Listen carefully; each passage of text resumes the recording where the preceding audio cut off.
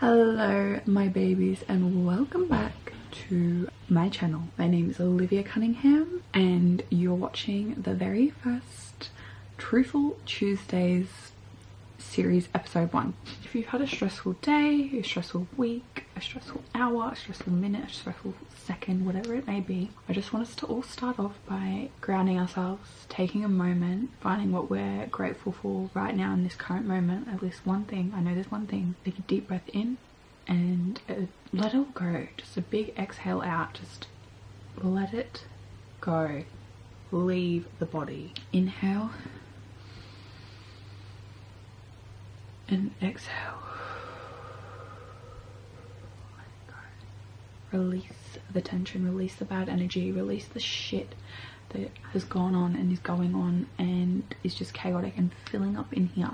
We don't need it. We release it. On that note, let's jump into the first Truthful Tuesday topic. Today's topic is about endometriosis and my journey with it, what I've been dealing with. Let's go back in time to 10 years ago. I got my first period when I was 11. I think I was almost 12. I grew up with 2 older sisters. I've got 2 aunties as well and a very involved grandmother. So I come from quite a big family of females. It was never uncommon for me to hear about how bad their periods were, that we have a family history of heavy periods, of painful periods. It's just, the women in our family just get really bad periods. When my periods first started, you always hear about your first year or 2 until your hormones regulate and you get used to having a cycle, that it's never pleasant and your body has to adjust and you get used to it. So the first 2 years of my period were very extreme, very irregular, very painful, very heavy. It was literally everything. I never really thought anything of it. I just thought this is normal, this is what a period is, until I was around like the age of 14. So I had my period for like 2 years. By this point, that's when things started getting pretty bad. I would wake up for school in the morning. I would be crying to my parents in pain. I had the periods though where I could not be at school. I could not stay at school. I would be crippling over in pain. I would get out of bed in the morning. It would gush onto the floor. I would cry. It would go onto my carpet.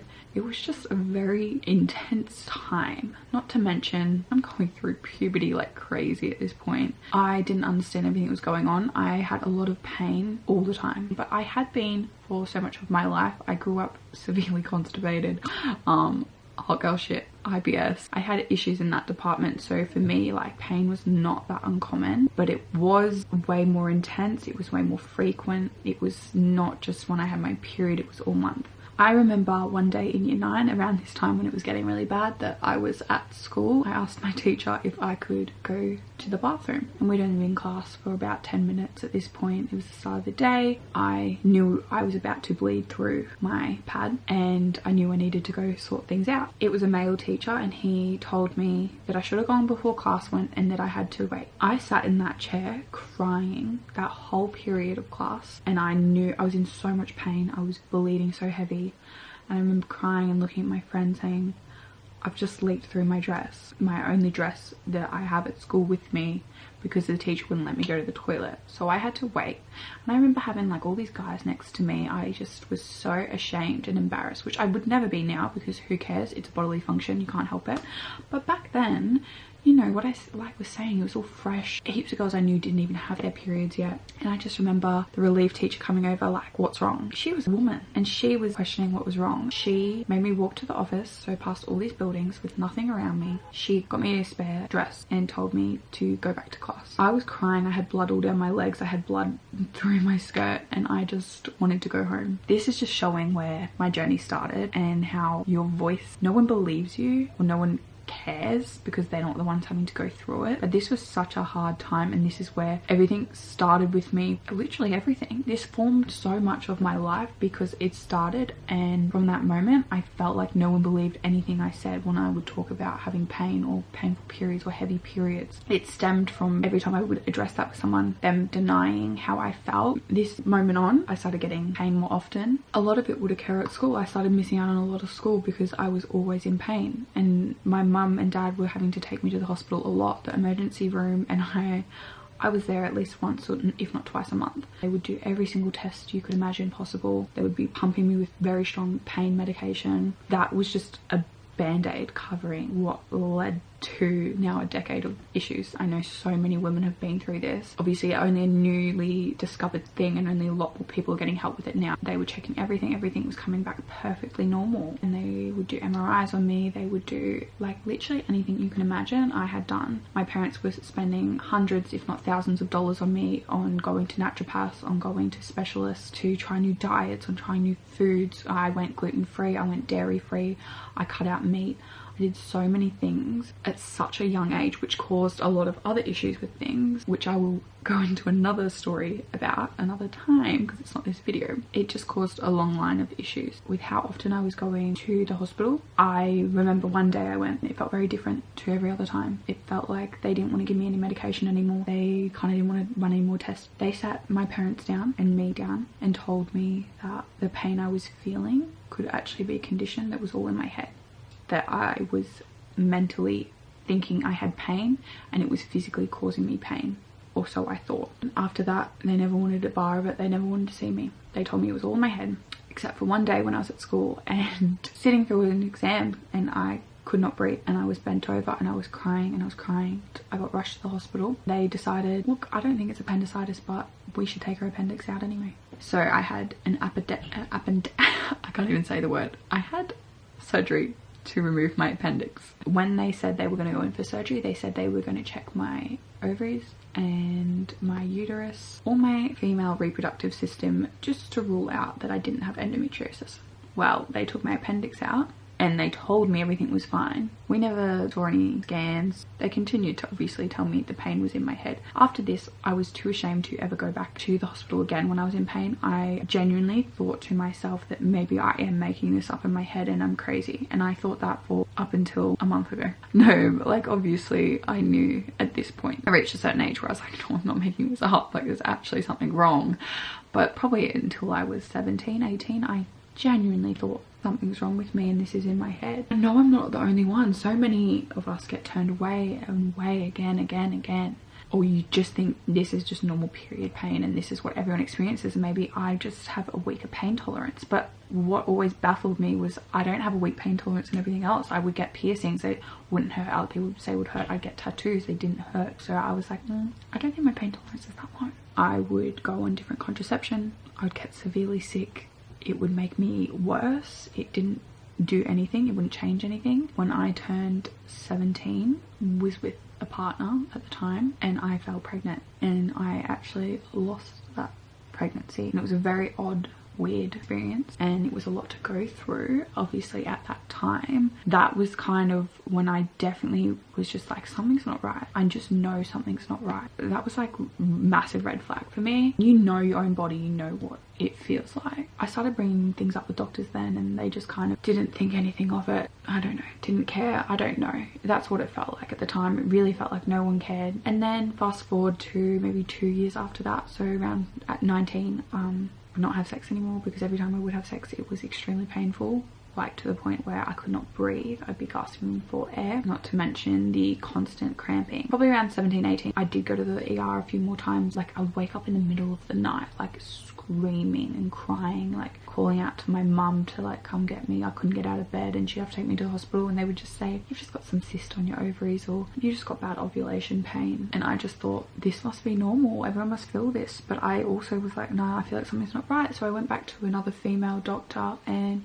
she told me it's very common at your age. All women experience painful intercourse. There's not a worry, there's not a concern. I was just constantly having problems at this point, but no one ever believed me. So it gets to the point where you want to give up and you just think it's normal. I was working in a retail job. It was very stressful. I was 19, 20 and I was just constantly on my feet all day eating bad food, really going through some stuff and the pain just got so bad. I just remember I'd be at work and I'd be crippled over. Like there was like this metal detagger thing and it would sit where like my uterus is and I would just be like, that wasn't good for it, I couldn't tell, but I was just in so much pain. I was like, something's not right. Obviously stress can cause endo flare-ups and at this point I did start seeing a new doctor and I have so much respect for her and I have so much gratitude towards her. I went to a female doctor, I told her all my issues, past history and everything, and she was like, something's not right. Either you've got endo or you've got polycystic ovaries. And she referred me to her specialist that she had seen because she had issues herself. She was like, he's the best in our area, but before you go to him, we need to send you for some scans. So I went and got an ultrasound done. I hadn't had one done probably since I was 17, 18. I got back in that office like 2 days later and she was like, yeah, we're getting you to him straight away. Your right ovary is 4 times the size of a normal one. You have a massive cyst in there at the moment. It's not normal. Paid to see the specialist. He was amazing. Straight away from the bat, like, you've got endo. And the thing is with this, it's something they can't detect unless they go in with surgery. Very rarely can they ever detect it or pick it up on an ultrasound or anything else. So he could tell though from the cyst in my ovaries that they weren't normal. They were carrying those cells from endo. He was like, it's at the point now where it's going to have to be removed if it gets a little bit bigger. So he gave me 2 options. He said you can pay almost $10,000 to get the surgery through me and I can have you in there 3 weeks time, or you can go back through public and they'll have you in a waiting list no longer than like a year, but they'll have you in a waiting list and then they'll take you in for surgery. It'll all be covered. I knew that was going to have to be the option I had to go through. I didn't have to spend 10 grand laying there at 21 years of age, well 20 years of age, sorry, at the time, laying there to get this surgery done. Although I was in pain and I wanted it done and I was really struggling at this point. I'd been dealing with the pain my whole life. Well, pretty much my whole adult life. I mean, not even adult life, my whole pubescent adult life. So it was nothing new for me. I was like, well, what's another not even a year of struggling? I went on the public system. I waited and I waited and I waited. This was 2020. Beginning of 2021, I got seen at the hospital and they said, yeah, we're going to get you in for surgery. It won't be for a while. If you don't hear from us in a year, you need to give us a call back. So that was all the beginning of 2021. I had seen this specialist in September 2020. Fast forward to this year, 2022. I waited close to 2 years. I got a call in end of March this year, and because I had been waiting for over a year and said that they would be sending me back to the private hospital and I was actually going to be getting the specialist that referred me to the hospital in the first place, which is just crazy because this is why I believe everything happens for a reason and everything comes around full circle and you're always where you're meant to be when you're meant to be, you know. They told me to call back the hospital in a year when I hadn't heard from anyone. I didn't because I just knew I needed to wait. And the fact that I got put back with this specialist who's the best specialist in my city and he is honestly an angel and he's amazing at his job and I can't thank him enough for literally just changing my life and believing everything I said. Even from the moment I stepped inside his office, I just knew this guy was going to be part of my journey. He's going to be a huge help. I went for an appointment and they were like, yep, you're getting surgery in a month. I had surgery 1st of July. Honestly, I wasn't scared at all because I was like, I've been waiting for this day for so long. If there's nothing and it is in my head and I'm crazy, then I'm actually fine with that. I just need to know. I knew deep down something wasn't right, you know, and you just got to trust yourself and trust your intuition. You know your body better than anyone. You are the one having to feel that pain. I just want to put that out there. If you are experiencing any of these symptoms, like I've said, if your journey's similar to mine, just keep going, keep trying, be persistent, go to 100 different doctors if you need to until one of them listens, because that's what I had to do. I think I probably have seen about 100 doctors. It's only been 1 month post surgery and I already feel like a new woman. I've had the Mirena put in. That's just got to stay in me from now on. I'm not to get a period. I'm not meant to bleed. He said the moment that happens for me, my endo will grow back and I will just have to get surgery to clear it out. I'm currently at the stage now where we just got to see if I get a period from this. If I do, then I have to start medication as well. My heart just goes out to anyone that's been through this or is going through this or has struggled with this or struggled with infertility and IVF and having to go through not being able to fall pregnant or anything like that, because that's just, especially when that's all you want, it's really heartbreaking. Keep raising your voice until you're heard. That's my endo story. That's my endo journey. Nothing in this life is worth anything if you aren't healthy, if you're not safe, if you don't feel okay. No job, no money, no anything. You always need to take care of you. Your body is a temple and you need to protect it, take care of it, love it, and give it the same treatment you give others. Your pain is valid. Just sending love and light. Thank you for watching and I will see you in my next video.